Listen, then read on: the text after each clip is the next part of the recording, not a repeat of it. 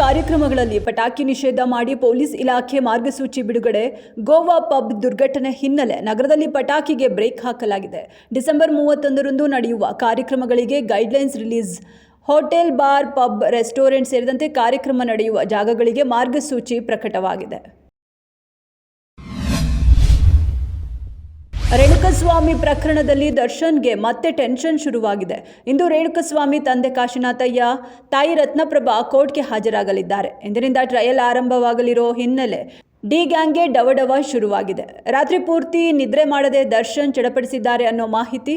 ಪ್ರಕರಣ ಮತ್ಯಾವ ತಿರುವು ಪಡೆದುಕೊಳ್ಳುತ್ತೆ ಎಂಬ ಆತಂಕ. ಹೃದಯಾಘಾತಕ್ಕೆ 22 ವರ್ಷದ ವಿದ್ಯಾರ್ಥಿನಿ ಮೃತಪಟ್ಟಿರುವ ಹೃದಯ ವಿದ್ರಾವಕ ಘಟನೆ.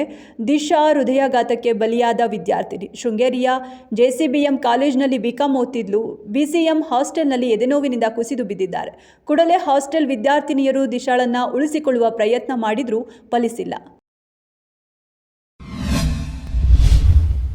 ಚಾಮರಾಜನಗರದಲ್ಲಿ ಸಿನಿಮೀಯ ಶೈಲಿಯಲ್ಲಿ ನಡೆದ 1.3 kg ಚಿನ್ನ ದರೋಡೆ ಪ್ರಕರಣದಲ್ಲಿ 3 ಆರೋಪಿಗಳನ್ನು ಪೊಲೀಸರು ಬಂಧಿಸಿದ್ದಾರೆ. ಬಂಡೀಪುರ ಸಮೀಪ ಚಿನ್ನದ ವ್ಯಾಪಾರಿ ವಿನು ಅವರ ಕಾರನ್ನು ಅಡ್ಡಗಟ್ಟಿ ಕೇರಳ ಮೂಲದ ಗ್ಯಾಂಗ್ ಈ ಕೃತ್ಯ ಎಸಗಿತ್ತು. ಸಿಸಿಟಿವಿ ಆಧರಿಸಿ ತನಿಖೆ ನಡೆಸಿದ ಪೊಲೀಸರು 3 ಬಂಧಿಸಿದ್ದು ಪ್ರಮುಖ ಆರೋಪಿಗಾಗಿ ಬಲೆ ಬೀಸಿದ್ದಾರೆ.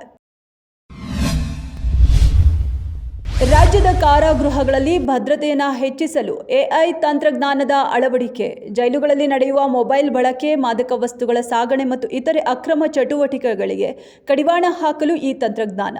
ಸಿಬ್ಬಂದಿಯ ಬೇಜವಾಬ್ದಾರಿತನ ಮತ್ತು ಲೋಪಗಳನ್ನು ತಪ್ಪಿಸಲು ತಂತ್ರಜ್ಞಾನದ ಸಹಾಯ ಪಡೆಯುವುದು ಅವಶ್ಯಕ ಎಂದಿರೋ ಅಲೋಕ್ ಕುಮಾರ್.